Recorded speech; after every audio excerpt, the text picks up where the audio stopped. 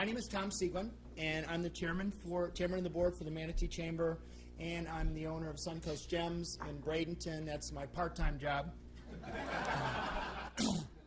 It's our pleasure and honor to be co-host with startups and the Sarasota Chamber for today's program with two of the leaders of these very vital economic engines in our region. We rely on these two gentlemen to get our goods to the marketplace and our family and friends to and from their destinations when they travel abroad and domestically. The Manatee Chamber, as many of you are aware, has been an active player advocating and helping to improve our varied modes of transportation. We have a long list of accomplishments over the years, along with our partners at Port Manatee and SRQ. We look forward today to hear how we can help our friends in the air and the sea by bringing their needs and concerns to our government leaders as the Chamber goes to Washington, D.C. in a few weeks on our annual fly-in. With that said, I'd like to give up the podium to the president of Willis A. Smith Construction and president of the two-county South Tampa Area Regional Transportation Partnership, which is known as Startups, David Sessions. Dave is going to introduce our speakers and moderate the questions and answers, so let's welcome Dave to the podium.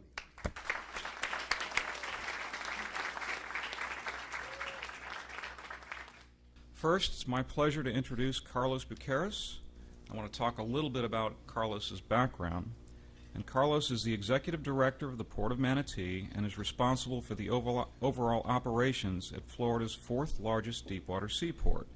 He became the port's fifth executive director on January 2nd, 2012, after spending 22 years as director of business development at Port Everglades in Fort Lauderdale, Florida. During his tenure at Port Everglades, Mr. Bucaras helped double container cargo, and he helped increase the port's cruise business by nearly 70%.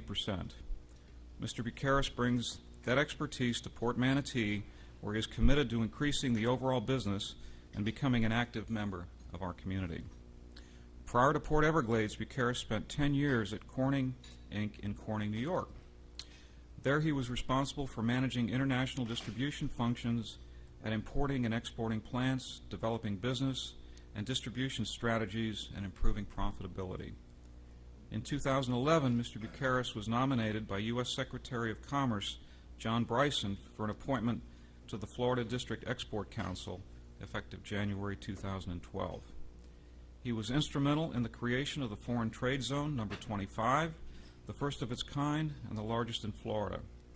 He is a past member of the Greater Fort Lauderdale Convention and Visitors Bureau, Marketing Advisory Committee, past chairman and board member of the Broward Alliance International Marketing Committee, and served on the Board of Governors for Fort Lauderdale Chamber of Commerce. Bucaras was vice president of the International Business Development Committee for Fort Lauderdale's Sister Cities program from 2005 until 2007, and is a past board member of the Florida Atlantic University's International Advisory Board. Bucaras earned a master's in business administration from Fairleigh Dickinson University in Madison, New Jersey. It's my pleasure to introduce Carlos Bucaras.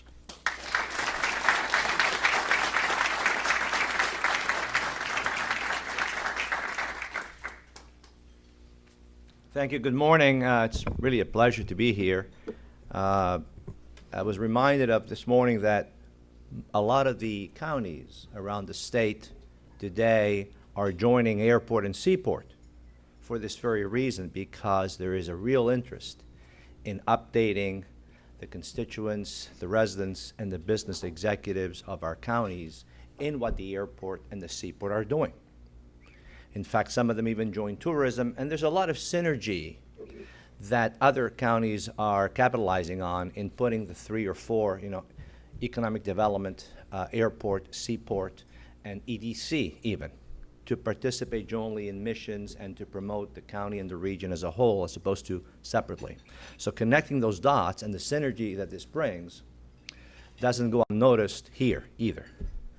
And I think there's a great deal of cooperation that we have with the airport, them with us, because again, it's about multimodalism or intermodalism, meaning moving from air to sea to truck and so on, to take advantage of the fact that goods move by more than one mode.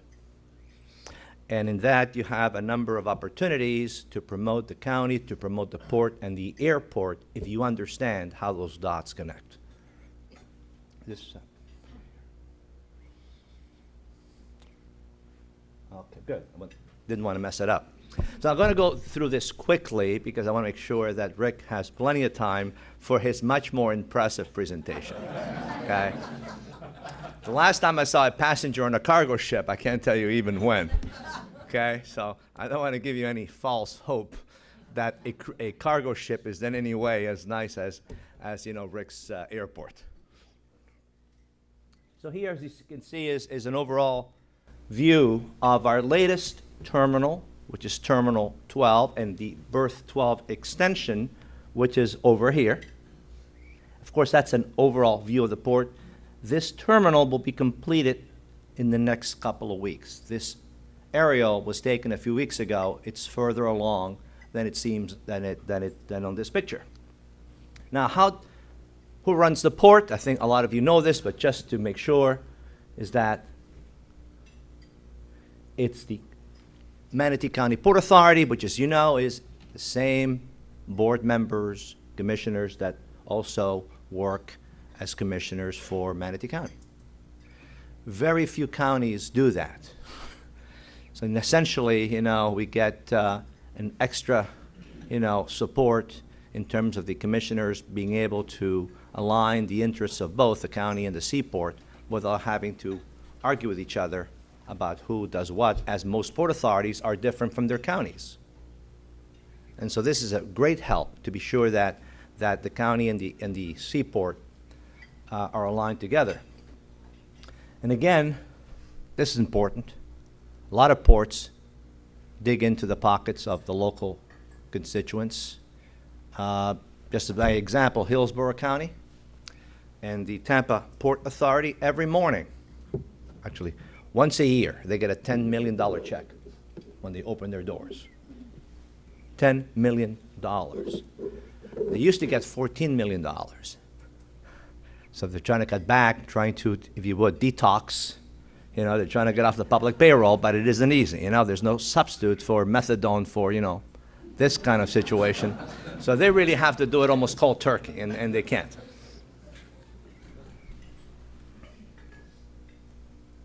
And again, just to go back, our revenue is made up by users. If we can't make you buy, we cannot run the port. We have to sell you goods and services. There are still about 15 ports today.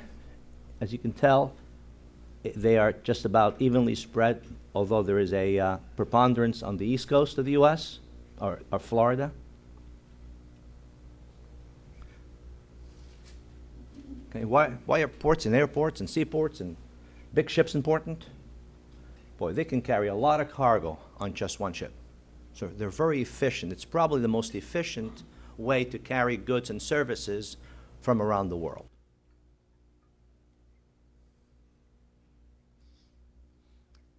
Just about everything you buy, as you know now, comes through seaports, whether Port Manatee or others. Truly try as many have before, to live on American products only. And you're going to be hungry, cold, dirty, as you can imagine. It isn't a fun experience. Some reporters have tried to live American products only, and it's very, very, very, very difficult. So again, we get everything through ports. If we don't support the ports, we can't get the goods in. So it's logical that ports are a critical part of our infrastructure and our well-being. Again, this is just a collective mission plan that the seaports have.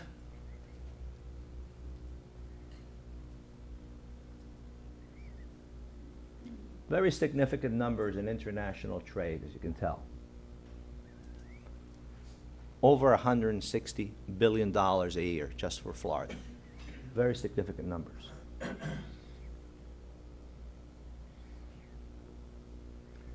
Again, we get support from the state of Florida and from the federal government, but for every dollar they give us, we give them back 7. It's a good opportunity. The governor is very enthused lately about putting money into ports, and he's doing that regularly. However, we're doing it on an ROI basis.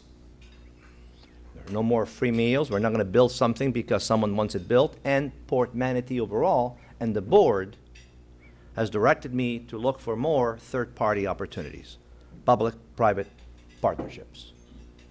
I don't think we're going to go out and build anything that isn't or that does not have a private equity investment in the facility. Also, the ports pay a little bit better. So it's good to have a port in your backyard. The salaries and the economic impact are better than the normal service job.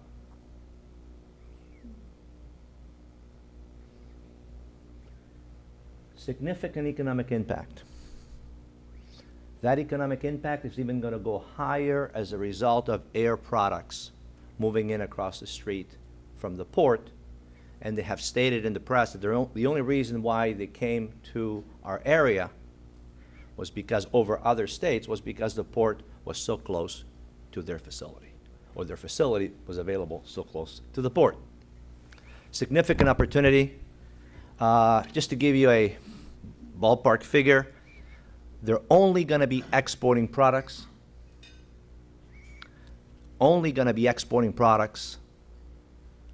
internationally. Nothing is for this country. Each of their exports will be about $100 million a piece. They're going to do about 3 or 4 of those a year, $400 million of exports a year just from that facility over Port Manatee. The U.S. Commerce Department estimates that for every $250,000 of exports, one full-time job is created. If you divide 400 million by 250,000, you get 1,600 jobs above and beyond the jobs that will be literally in the factory, which is about 250. So you're creating with that opportunity almost 2,000 jobs instantly. Unheard of. This facility, which we'll talk about in a few minutes, will likely, certainly I'm going to nominate them for Exporter of the Year award for Florida. Because no one's exporting $400 million now from anywhere, from scratch. Our cargoes, you probably already know about them. They haven't changed yet. Although we're looking to diversify significantly, like airports and seaports, we want our revenue streams to be very diverse. Our commodities continue to be our base cargo.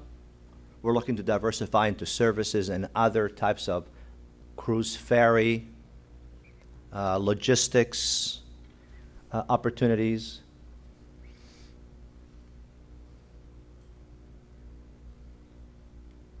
Can we continue those cargoes? We are about to sign 2 very significant MOUs with 2 very large international companies, well, actually 1 U.S., 1 international, that you'll hear about in the next few days. Very, very large deals that we're hoping will come to fruition through these MOUs. But again, I think they highlight how, let's say, they highlight the opportunity that these companies see in Port Manatee. This is a shot of air products. This is the size of heat exchangers they move, very, very large heat exchangers. They're only going to do 4 or 5 a year. This is their factory now under construction, right across from the port. So again, almost 2,000 jobs, 250 on site, another 1,600, in the region. And essentially you work almost like, in a ripple-like effect. Most of the jobs will be closer to in Manatee County, and as we get further out, the others could be in other states.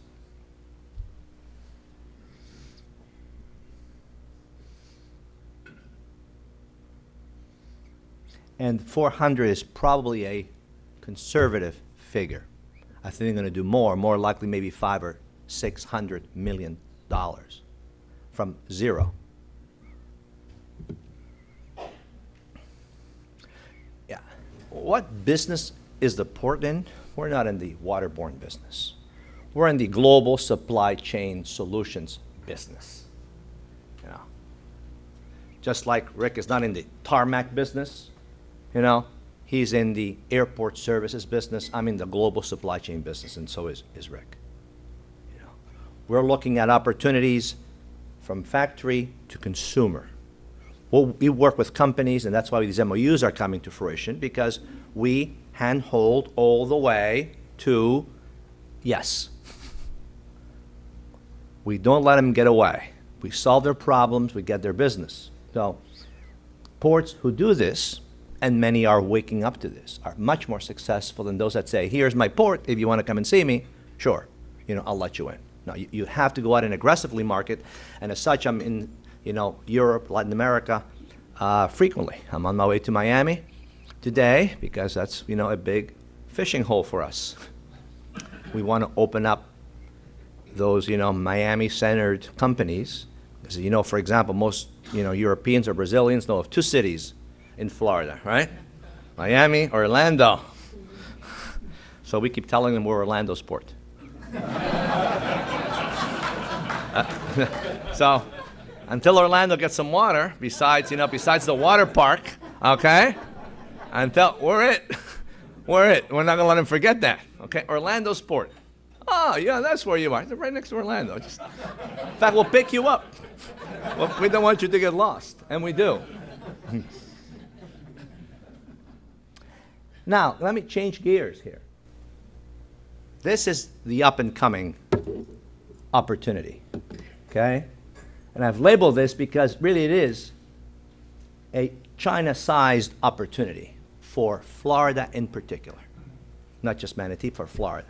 So we want to be at the forefront of these opportunities to rebuild Cuba. Of course, we don't know when it's going to open, but we can't wait to get ready for when it does open, because then everybody else will be ahead of us. So, like I did at other ports,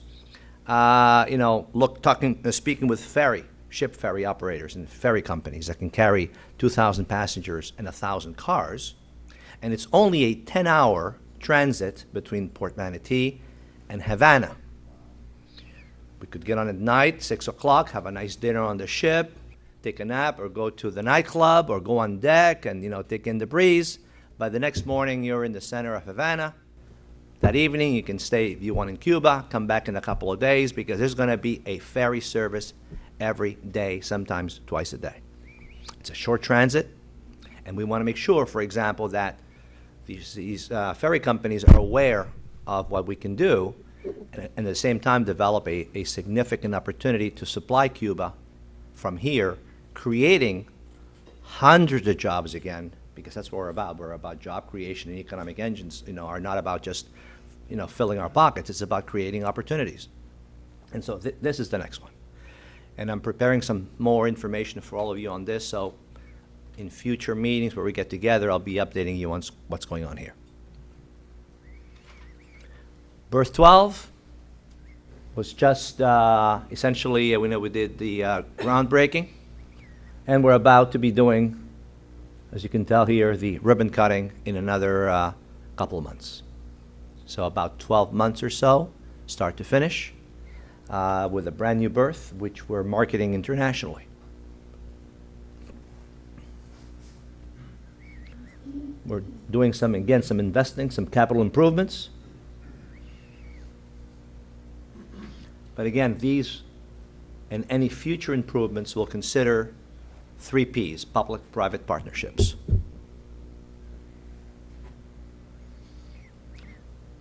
The tremendous opportunity that Manatee has in Port Manatee is that the encouragement zone, also known as the Florida Gateway, no other port in Florida has that.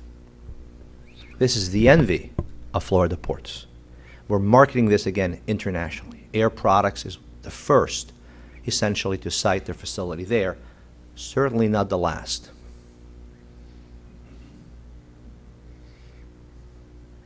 Again, we got to eat, so just FYI, the melon season's going. Go to your supermarket.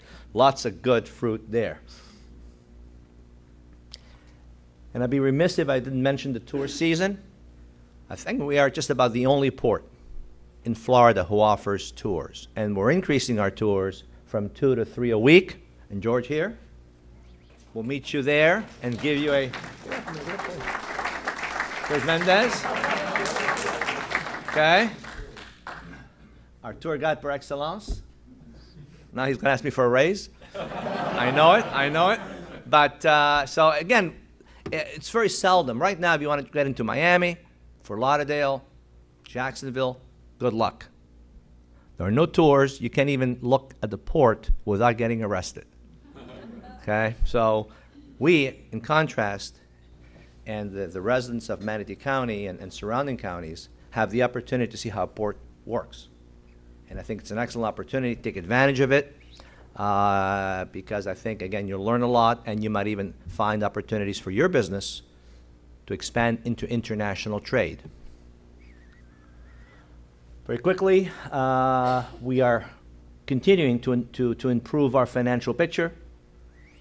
As you can tell now, we're a much more solid debt service coverage ratio.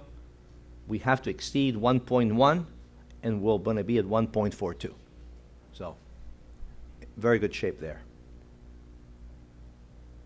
Again, trade development, we speak their language. Whatever language you speak, we'll find out. We'll talk to you in your native language to make sure we do a deal like other ports cannot. Wherever you are, we're going to find you. So if there's a customer there, we're going to find them, we're going to try to close them. And really, it's a team effort. The whole port comes together. In fact, I'd like to recognize the port, my port co-buddies that are here. Where are you? Right there. Julie, can you get up, and the rest, and Ray. Julie is the CorpCon manager, and where's... Okay. And thank you very much. Hope I didn't take up too much time.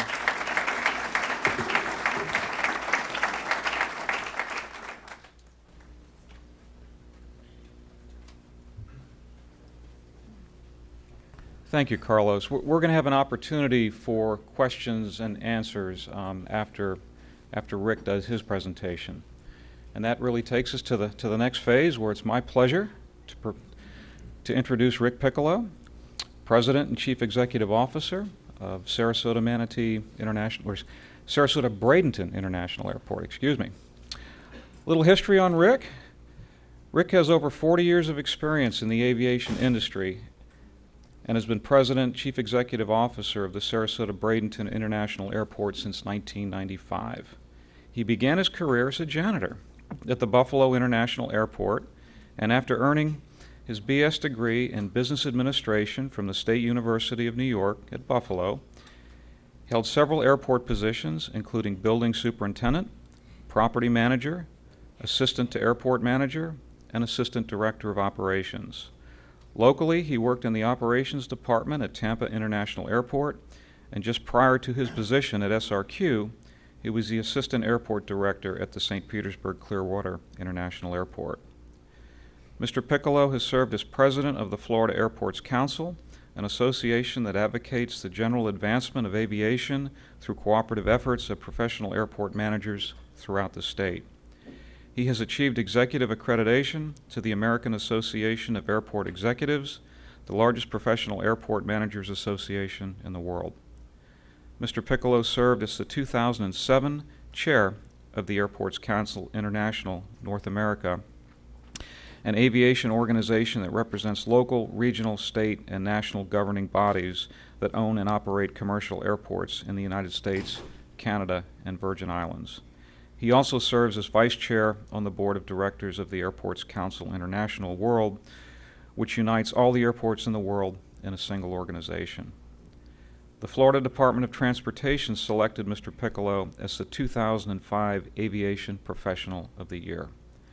The Federal Aviation Administration also chose him as the 2005 Airport Manager of the Year. In October 2009, Airport Revenue News announced Mr. Piccolo as the winner of the Small Airport CEO of the Year for 2009. Members of the aviation industry nationwide vote on this award. Mr. Piccolo is past chair of the Greater Sarasota Chamber of Commerce Board of Directors and is the past recipient of the Premier Volunteer Award, an honor given for his significant leadership commitment to the Chamber and the community. On a personal note, Mr. Piccolo is married with 3 sons. It's my pleasure to introduce Rick Piccolo.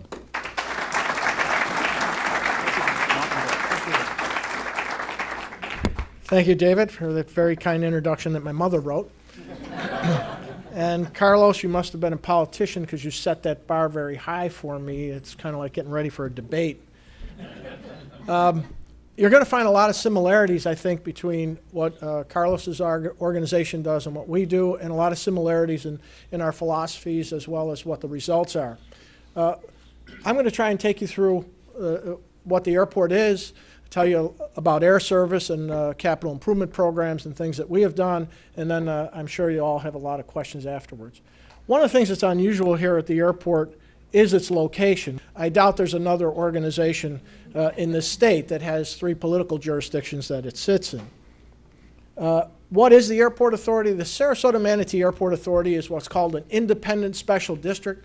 It was created by the state legislature. We're kind of a quasi-governmental corporation. We have a 6-member board, 3 from Manatee County, 3 from Sarasota County. They serve 4-year terms. They can serve a maximum of 2 consecutive 4-year terms, and they're all appointed by the governor. What is the airport? It's kind of like a mini city. We actually have our own police department. We have our own fire department, our own public works department. The airport employs directly 125 full-time employees of our own. We have about 2,000 jobs on the airport itself. Our police department and fire department have to meet all the same requirements of any other department in the state of Florida. And in fact, our fire department has to exceed those because they also have to meet the standards that are set by the FAA for airport rescue and firefighting for aircraft. The authority, I know over the years people have always wondered what kind of shape the authority is in. We're in very good shape. We're in very good financial shape. We have $28 million in cash and reserves in our bank accounts. We have over $200 million of fixed assets at the airport. We only have $3.3 million left of debt at the airport, and we will be totally debt-free in 2014. When you look at, thank you.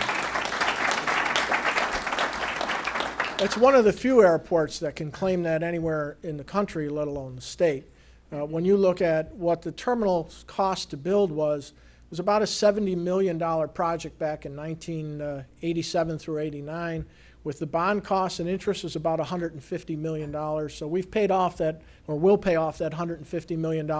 And later in my remarks, I'll show you what we're doing to the terminal as well as what our strategies are for the future. We have what's called residual signatory airlines agreements. It takes its root from the word residue. And what that essentially means is that I'm in a good position, that at the end of the year, airlines guarantee my budget. So if I run a deficit, the airlines have to pay that deficit. However, if we run a surplus, the airlines get to keep it all, and we don't get to keep any of our good work. In the 18 years I've been at the airport, we've only run a deficit 1 year.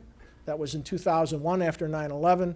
We ran a deficit of about $800,000, and we forgave that deficit to the airlines and paid it out of our reserves. Every other year we've run a surplus, as you can see in the last 2 fiscal years, close to $1 million on average, and I expect this year we'll be in the same shape. Just like the port, we're totally self-sufficient. Everything we do is paid through the fees that we charge to our users and the revenues that we draw from our different tenants. And here's an example of some of the stuff. We have general aviation facilities. We have 2 fixed base operators. Those are those GA providers, Dolphin Aviation and Retrix. They provide us over $670,000 a year of rental income and another $200,000 plus of fuel flowage fees. We get 7 cents for every gallon of fuel that is pumped out at the airport by our general aviation customers. So as you can see, we approach nearly $900,000 a year of revenue just from our general aviation side. We've made a number of off-airfield improvements to diversify our revenue, very similar to what Carlos has been doing. And we built an airport industrial park. When I first came to the airport in 1995, the airport would derive about $200,000 a year of non-airline related revenue. When I say non-airline related, it wasn't just the revenue from the airlines itself, but a lot of our revenues that come from rental cars, from food and beverage at the airport, from the gift shop, all that's related to the level of air service that you have at the airport, parking, those types of things.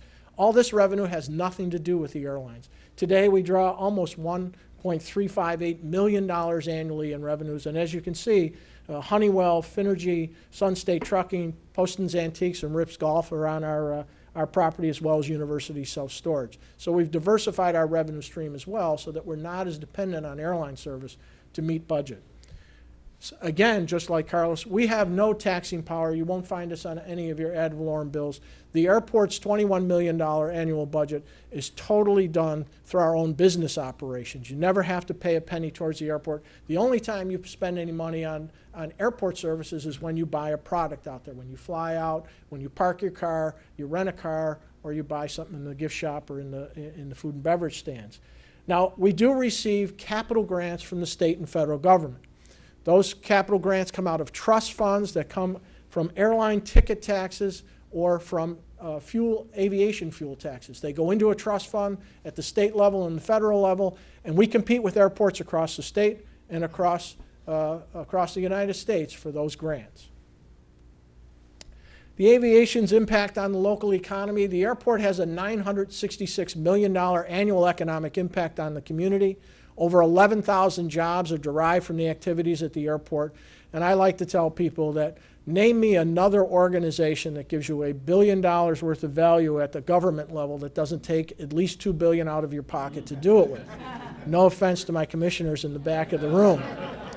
But I think we give you a great return on investment because you get $1 billion for $0 spent.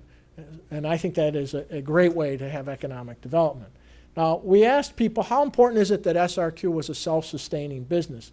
And about 61% thought it was important, very important, or extremely important. So it is high on people's radar. But the thing that was very interesting about this survey was the next slide, which is how important is it that we generate $1 billion of economic activity and over 11,000 jobs?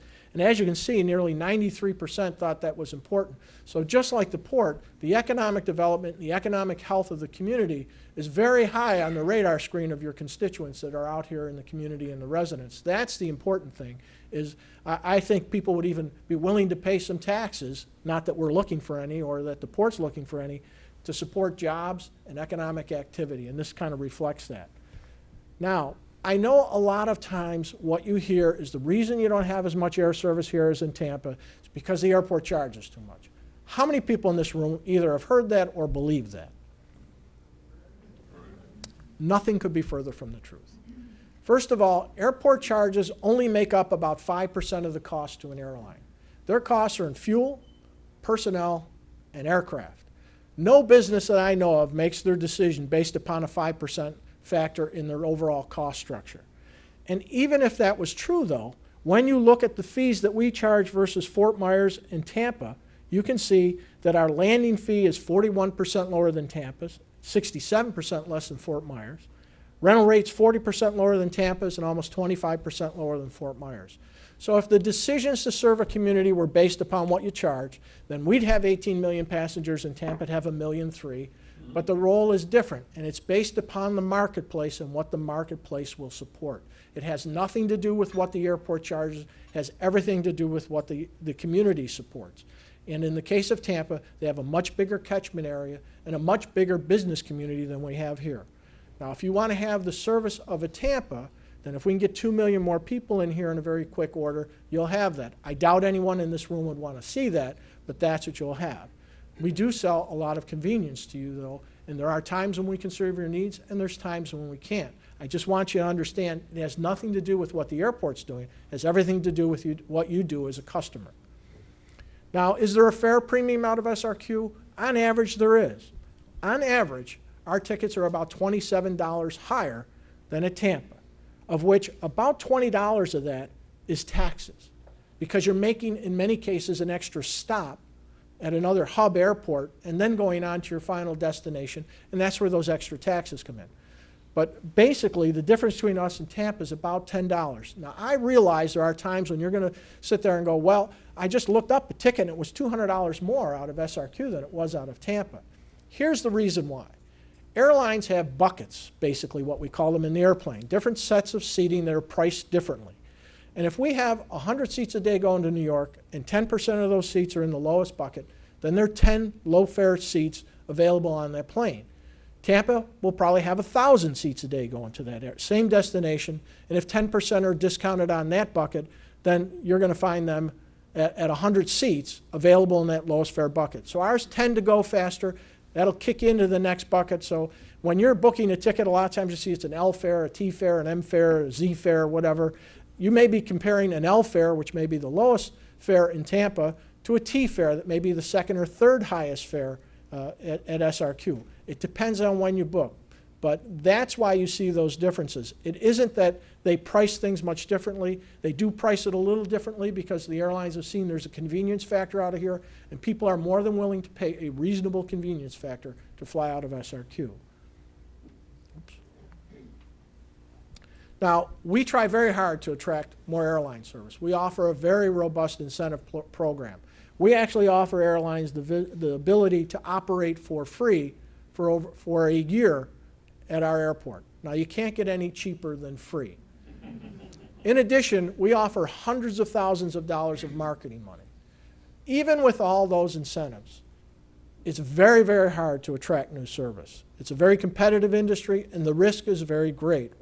One flight, when you look at the United service that was added to us after AirTran and Southwest made their announcement, that one flight commits about $50 million from United Airlines. Not in a direct cost, but they use block time to measure what their cost is.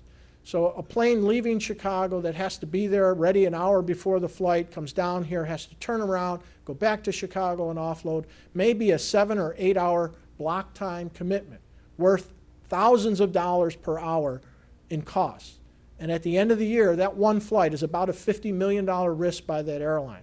So when we go to talk to an airline and say, we want you to add a flight to SRQ, it's a very big commitment by them. And even with our incentives, again, which only make up 5% of that cost, it's very hard to try and convince them to come, especially as the airline industry has shrunk considerably.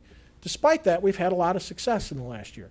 JetBlue has added daily service to LaGuardia and Boston nonstop. That you can get there every day.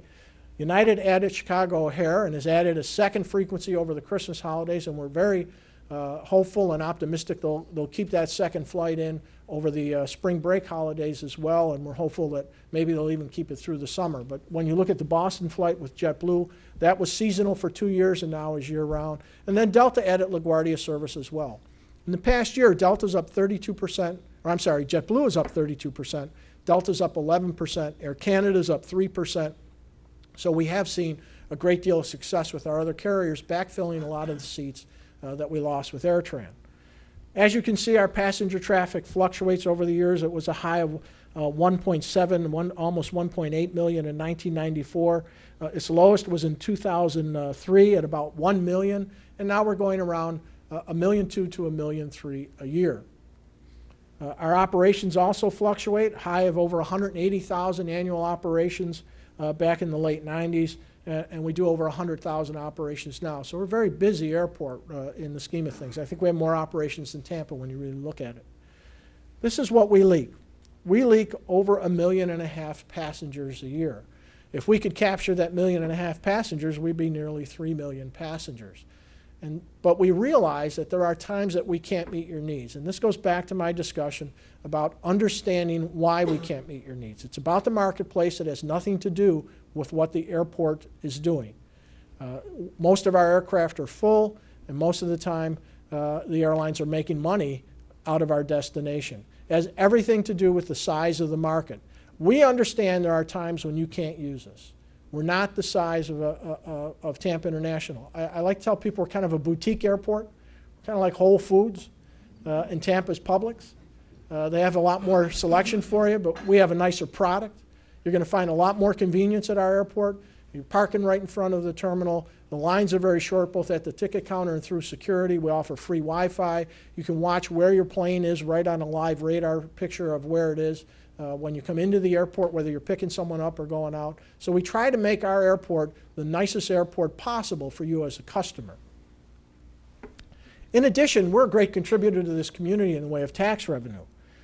Last year, or I'm sorry, in 2011, the airport generated nearly $2.5 million in sales tax revenue. That doesn't come to the airport, that comes to the local community and to the state. However, when you look at what was bled, you're actually costing yourself money because it was over $4.5 million that we lost in local sales taxes and nearly $800,000 of gasoline taxes. So when you make a choice to go out of this community, and if you hearken back to the slide about economic activity and about jobs, what you're doing is actually taking a job out of either your neighbor, your uncle, your aunt, or someone else in your community, because that contribution is going to Hillsborough County or to Lee County, not to Manatee and Sarasota County. Now, some of the things we've done to bring traffic on the rise, in the 1980s, it was growing, and as you can see, the new terminal was built. In the last decade, we've done over $110 million worth of improvements to the airport, everything from runway extensions and taxiways, the industrial park, made security improvements and terminal improvements. And we've done all this without borrowing any money and at the same time paying down $150 million worth of debt. In 2007, we refurbished all the concessions at a cost of about $4.5 million. The terminal restrooms are completed in 2012, renovation of those at a cost of about $2 million. Kind of look like hotel restrooms now rather than airport restrooms. We did a $3 million re-roofing project in 2012 as well. The ticket wing renovation was completed in June of 2013. I don't know how many have been out there to see the new look and what that's going to look, or what it does look like, and that'll be carried throughout the rest of the terminal. The baggage wing will actually start right after Labor Day and be finished in the summer, and then we'll begin the concourse in late 2014.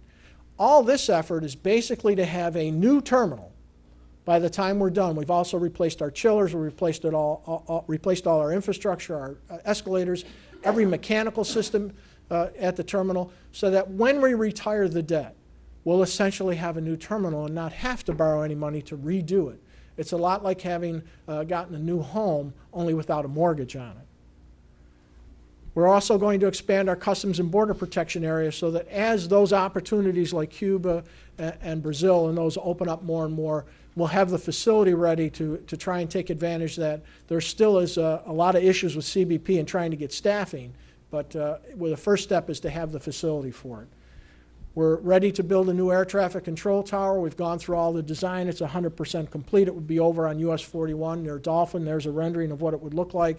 We're just waiting for the FAA to put its final piece of funding in. The state and ourselves have put in 33% apiece towards that. We're waiting for the feds to do their part.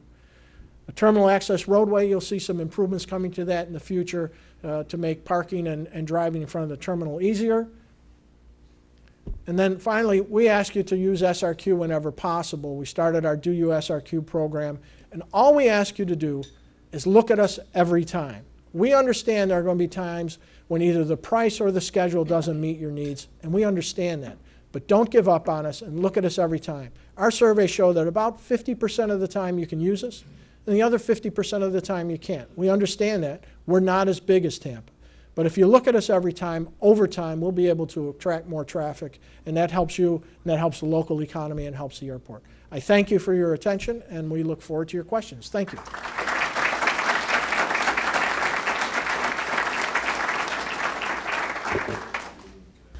Mr. Piccolo, I just wanted to say a friend of mine travels all over the world, and he always leaves out of the Sarasota-Bradenton Airport. And I said, how can you do that? Not knowing myself, he says, I catch a flight to Atlanta. So I travel all over the world, starting from Sarasota-Bradenton. I just wanted to make that comment. Thank you. It actually is something we try to get people to understand. I do a lot of international travel as well on the board that I'm on. And I've done all that travel out of SRQ. And it's a one-stop travel most of the time to almost any destination in the world. And Atlanta is really a pretty easy hub to go through. And they just built a new international arrivals facility as well. So it's even easier today. Compliments to both of you on leading these great economic engines for our region. Question for Carlos. With the air products and chemicals example of tremendous economic development, is there any update about the longer range plan for a connector road from the port to Interstate 75? That's really, an objective of, I think, our development plan. But given, the fact that it needs to be backed up by sufficient volume, we're going to keep that on our radar. But it isn't like an immediate emergency now. However, we recognize one thing. If we get too many more air products or air product-sized companies, that question is going to answer itself. And I think that's our goal. So we're going to keep our eye on that. There's various ways to get there. We certainly would like a right-of-way at first to be sure that we protect that so we don't have to impact local communities. But that's very important. Rick, first of all, I'd like to say that the Chamber's going to Washington, D.C. in a couple weeks, and we are flying out of SRQ, so thank you for that. But my question is for Carlos. Carlos, we've heard a lot of talk about the completion of the expansion of the Panama Canal coming up in 2014, and I'm just curious, maybe you could speak a little bit about how that's going to affect Port Manatee. Thank you. That's going to have an impact on the port. How much and when is still to be determined. We're not waiting for that to happen necessarily. Because there's a lot of variables involved in that. Let me give you an example. While the Panama Canal will open, it is expected that the impact will not be felt for another 2 years. So I'm not going to wait 2 years to feel that impact. If it comes, that's fantastic, and it should come. But we're moving ahead anyway because we need to have the facilities in place to be able to accommodate the extra business. We're looking at opportunities to make the port deeper, in other words, draft. More attracted to these lines. We're in constant dialogue with the users of the Panama Canal. And the Panama Canal is a ditch. We need to talk to those that go in the ditch. And so whether we're going to be talking to them now or in 2014, we're going to talk to them every year. So that's going to have an impact. It certainly will allow significantly larger amount of cargo to come here, and we're planning to get our share.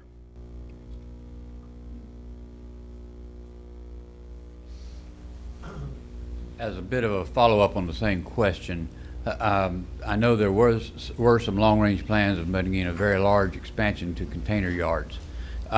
Is there any prediction on the timetable of that?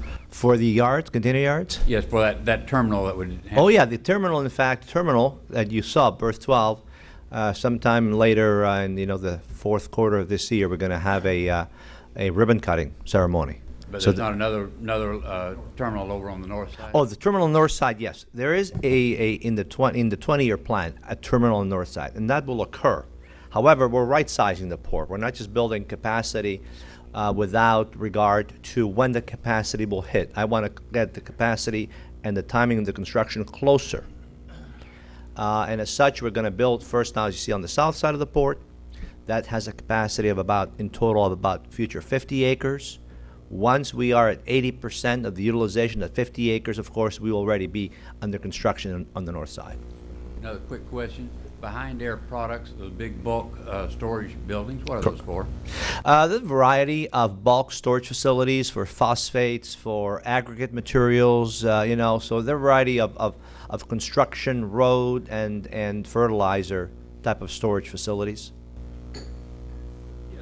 Good evening, my name is Emi Vargas and I am very excited and happy to hear two global leaders talking about local and global economy, and I would like to address my question to both of you.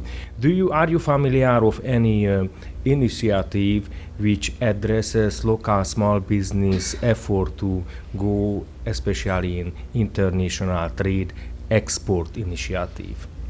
Thank you. Our efforts on an international basis are really more aligned with, we'd love to export some passengers to foreign countries, and our efforts have been in trying to attract more international service, especially the areas of opportunity for us are more in Europe. We do have foreign service. Canada is a foreign country, and we have daily service to Toronto through the winter.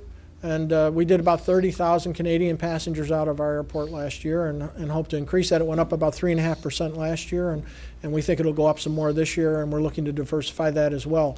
It has been more difficult in the Central American and South American market simply because of the size and scope of Miami, and our efforts have been more with hopes to get service back to Miami. We thought the merger with US Air and American would lead to that possibility, but the Department of Justice has put a stay on that for now. So hopefully they approve that merger, and eventually we'll have connections through Miami to get some of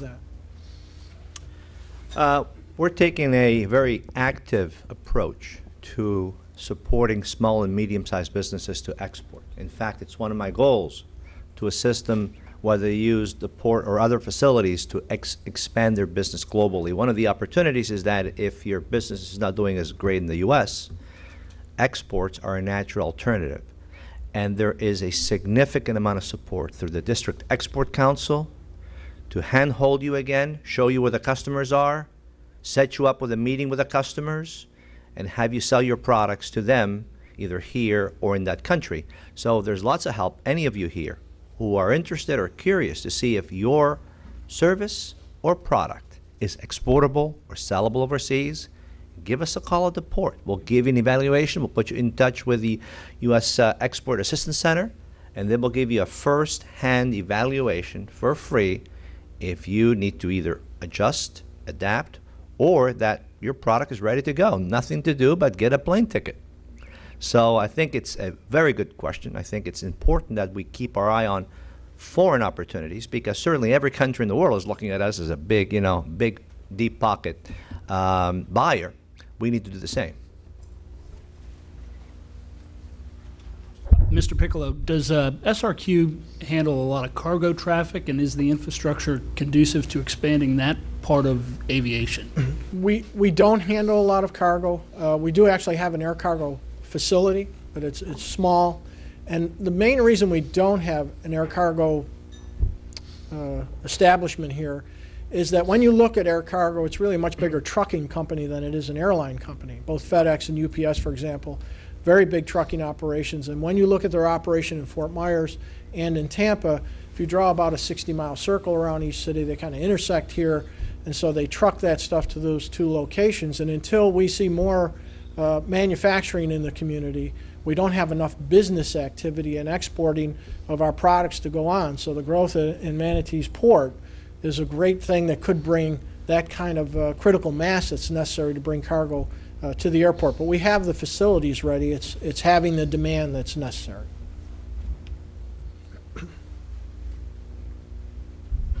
Carlos, Mike Howe from the MPO.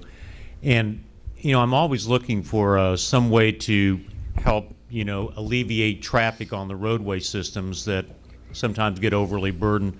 And I remember several years ago being engaged with the short sea shipping program. That's hard to say. Yes. Which is the Maritime Administration Act, that of course permitted, some type of hauling of freight and cargo. And I know that we had a relationship, at least limited, with the Port of Brownsville.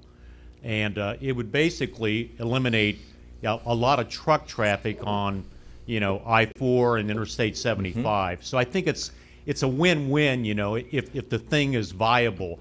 Do you know what's happening on the federal level now with that whole program? Is there any money there? Will that program be revived, et cetera, et cetera? Thanks. Thank you. In fact, I got good news on that. First, we've changed short sea shipping to marine highway. Okay? It wasn't working very well as a brand, short sea shipping. No, marine highway, which I think more correctly depicts what we're trying to do. We're trying to take off trucks off the highway and onto the ship. And yes, the answer to your question to all of them is yes. We're continuing to work with the Maritime Administration to engage in that kind of service. We've been talking to a lot of users, potential users, both in Brownsville and, of course, in the Central Florida area. And, in fact, some of the users in Mexico who would go to Brownsville to get on the ship to come here. It is still a significant opportunity, but there's a critical mass, a tipping point of cargo that the shippers need to have, the shipping lines need to have to get enough people, let's say, the equivalent of a plane, so you don't go on out, 20% of occupancy. We want to get that ship at 80% of occupancy, and we're working towards that. And I think we're going to get there because really, for example, the Mexican highways to into the U.S. or Brownsville, it's a long haul, and I think that's still, well, I know it is, a goal of us and the federal agencies that support that program. Good morning, gentlemen. Gabrielle from Grapevine Communications. My question is for Carlos. You mentioned possibly in the future, if Cuba opens up, having a passenger ferry, but are there any other immediate plans for passenger-related travel through the port, such as cruise ships and other options? Well, the industry is very fickle, the cruise industry. While I was at Fort Lauderdale, I signed two of the largest cruise lines in the world to guaranteed 20-year contracts. And a year after I signed a 20-year guaranteed contract, they were falling short anyway.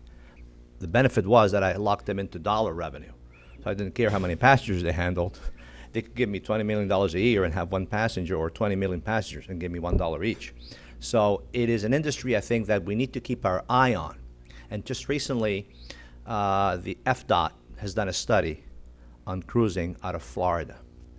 So we have the contacts, we know who to talk to, and we're going to keep on the radar screen of these shipping lines and cruise lines at their events, at their national conventions, at their seminars, to make sure that they know that we're looking to expand and diversify. However, we're not going to put up a terminal and then see if they use it. We're going to put up a terminal with their help, a lot of their help.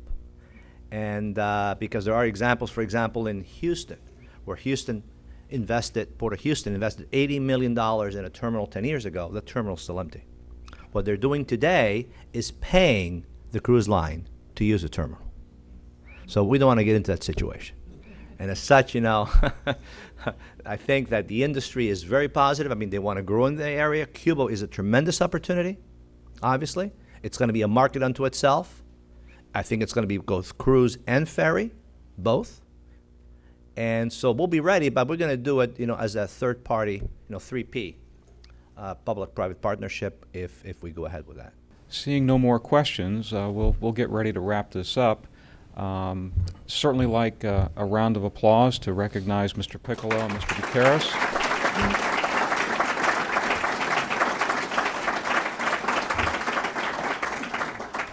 I think our community is very, very fortunate to have these two great leaders and their vision taking us in the future. So again, thank you, and thank you again for spending the time today with your presentation. Now I'd like to turn it over to Steve Cuellar, who will have the closing comments. Steve? Thanks, Dave. Good morning, all. My name's Steve Cuellar. I get the pleasure of working with a lot of you. I'm president of the Greater Sarasota Chamber of Commerce. I'd like to thank Kaiser University and Mosaic for sponsoring today. It's all about collaboration and synergy. It's a big world, as we've heard, and to compete, we have to work together. And these support for ports, seaport and airport as economic engines are just one example of our two counties forming strategic alliance. Our two chambers are doing more and more together. It pays off. Think of us as a couple of 300,000 plus population market areas, or as 750,000 when put together. Look at how we've come together to build and develop the rowing facility and make that a national destination and international asset for us. We have many combined assets. We work together through the two-county Suncoast Workforce Board. Our colleges and universities have kind of that unique location, like the airport Rick leads, and they serve us jointly.